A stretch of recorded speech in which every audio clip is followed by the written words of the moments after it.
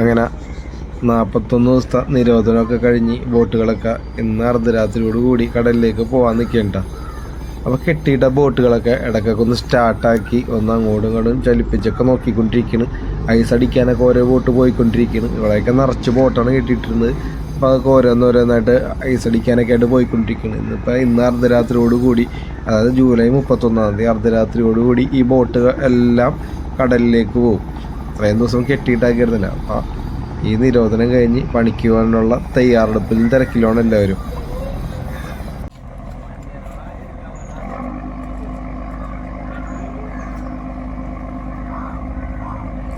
ഇതിപ്പോൾ നിങ്ങൾ ഈ കാണുന്ന സ്ഥലം എന്ന് വെച്ചാൽ മുനമ്പത്ത് പള്ളിപ്പുറം എന്നുള്ള സ്ഥലമുണ്ട്. പള്ളിപ്പുറം അപ്പുറത്ത് കുഞ്ഞിത്തൈയാണ്. കുഞ്ഞിത്തൈയും പള്ളിപ്പുറത്തെ ഫെറിക്കടവാണ്. ഇപ്പോൾ കുഞ്ഞിത്തൈനെയും പള്ളിപ്പുറത്തിനെയും കൂടി തമ്മിൽ ബന്ധിപ്പിക്കണ ഫെറി ബോട്ടാണ് ആ വന്ന കേട്ടോ. ഇവിടെയൊക്കെ എല്ലായിടത്തും കടവുകളാണ്. ബോട്ടുകൾ കെട്ടണ കടവുകളും ബോട്ടുകൾ പണിയണ യാർഡുകളാണ് ഇവിടെയൊക്കെ അടുത്ത് എല്ലായിടത്തും ഉള്ളത് കേട്ടോ. അപ്പോൾ അതേ മയിൽ വാഹനം വന്നിട്ടുണ്ട്. ഇത് ആണ് നമ്മളുടെ ഇവിടുത്തെ ഫെറി ബോട്ട് കേട്ടോ.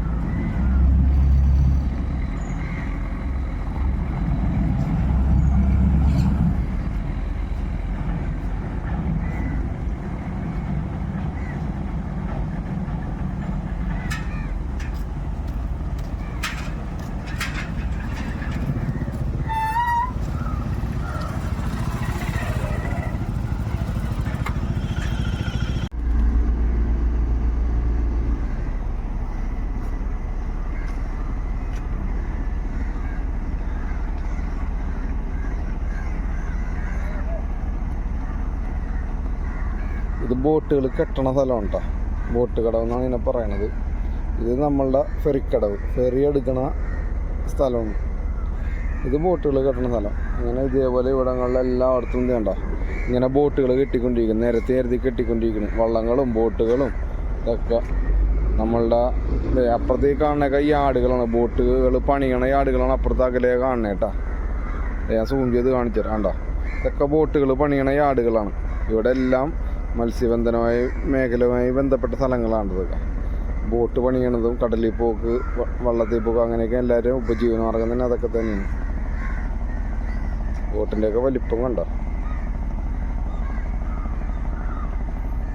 ഇത് പോവുകയാണ് അടുപ്പിക്കുകയാണെന്നൊരു ഡൗട്ട്.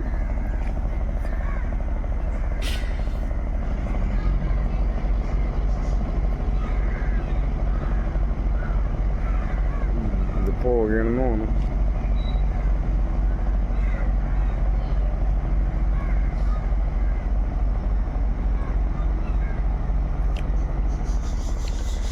ഇതാണ്ട നമ്മുടെ ഗവൺമെൻറ് കടവ്. ആ കാണുന്ന ഒരു ഹോട്ടലാണ്. വെളുപ്പിനോട് ഇവിടെ പലഹാരങ്ങളും ഇങ്ങനെ പുട്ട്, പൊറോട്ട അങ്ങനെയുള്ള സാധനങ്ങളൊക്കെ ഉണ്ടാവും. കാരണം ഇവിടെ വന്ന അടുപ്പിക്കണ വള്ളക്കാരൊക്കെ ഇവിടുന്ന് കഴിച്ചിട്ടാണ് പോണത്. കണ്ട വെള്ളം കിടക്കണുണ്ടോ, നല്ല വലിയ വെള്ളം. ഇതേപോലെ ചെറിയ വഞ്ചികളും അതുപോലെ തന്നെ കപ്പലിൻ്റെ വലിപ്പമുള്ള ബോട്ടുകളൊക്കെയാണ് ഇവിടെ ഉള്ളത്. ഈ ചെറു വഞ്ചിയാണെങ്കിലും ഈ ബോട്ടാണെങ്കിലും ഒറ്റ ലക്ഷ്യം തന്നെ, മീൻ പിടിക്കുക. ആ ഒരു ലക്ഷ്യത്തോടു കൂടി പോണ ബോട്ടും വഞ്ചിയൊക്കെ നമുക്ക് ഇവിടെ കാണാം.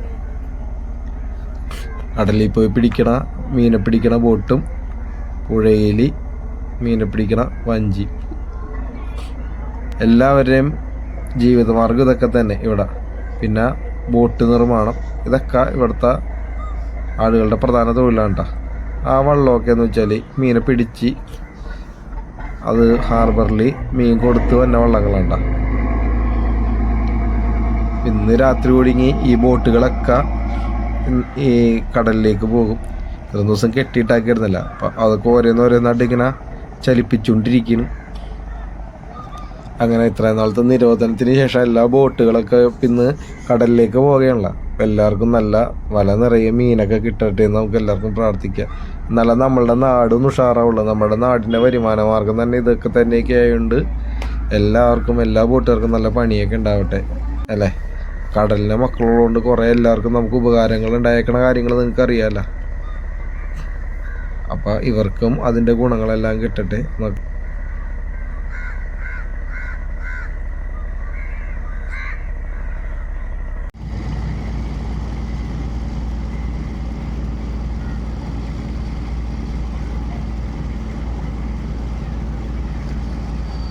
പിന്നെ നമ്മളുടെ വീഡിയോസ് ആദ്യമായിട്ട് കാണുന്ന കൂട്ടുകാരുണ്ടെങ്കിൽ നമ്മൾ ചാനലൊന്ന് കയറി കാണാട്ടോ.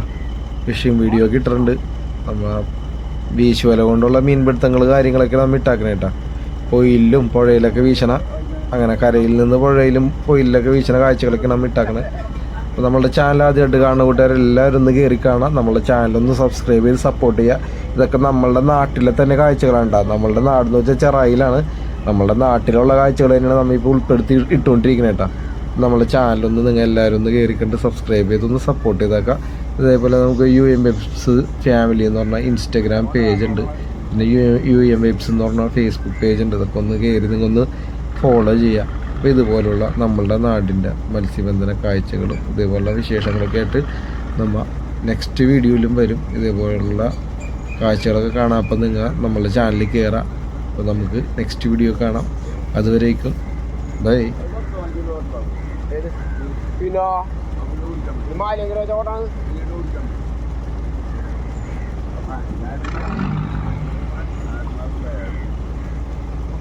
കുറയില്ല.